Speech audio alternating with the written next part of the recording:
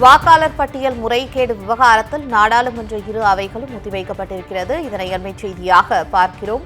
நாடாளுமன்ற இரு அவைகளும் பிற்பகல் 2 மணி வரை ஒத்திவைக்கப்பட்டிருக்கிறது. வாக்காளர் பட்டியல் முறைகேடு குறித்து விவாதம் நடத்த வேண்டும் என்று எதிர்க்கட்சிகள் வலியுறுத்தின.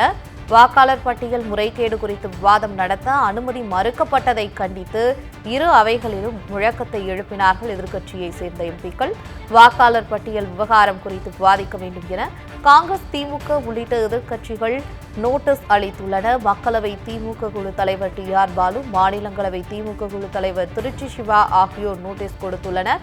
இந்த நிலையில் வாக்காளர் பட்டியல் முறைகேடு விவகாரத்தில் விவாதம் நடத்த அனுமதி மறுக்கப்பட்டதை தொடர்ந்து நாடாளுமன்ற இரு அவைகளும் பிற்பகல் 2 மணி வரை ஒத்திவைக்கப்பட்டுள்ளது. இதுகுறித்து கூடுதல் விவரங்களை வழங்குவதற்காக சிறப்பு செய்தியாளர் பால்முருகன் இணைப்பில் இருக்கிறார். வணக்கம் பால்முருகன், உங்களுடைய விவரங்கள். அதாவது வாக்காளர் பட்டியல் விவகாரத்தில் தற்போது நாடாளுமன்ற 2 அவைகளுமே முடங்கி இருக்கிறது. 2 மணி வரை மக்களவை, மாநிலங்களவை இரண்டுமே ஒத்திவைக்கப்பட்டிருக்கிறது. அவை தொடங்கியவுடனே இந்த விவகாரத்தில் விவாதம் வேண்டும் என்று எதிர்க்கட்சிகள் ஒட்டுமொத்தமாக முழக்கம் எழுப்பினர்.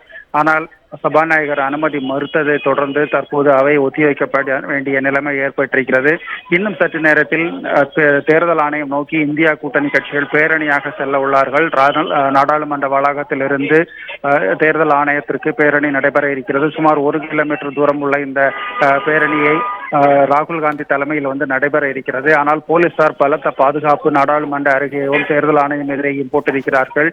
பாதி வரை நடக்கவிட்டு அதன் பிறகு வாகனங்களில் செல்ல மட்டுமே அனுமதிக்கப்படுவார்கள் என்ற ஒரு நிலை தற்போது இருக்கிறது. இந்த பகுதியில் நாடாளுமன்றத்தை சுற்றிலும் பலத்த பாதுகாப்பு போடப்பட்டிருக்கிறது.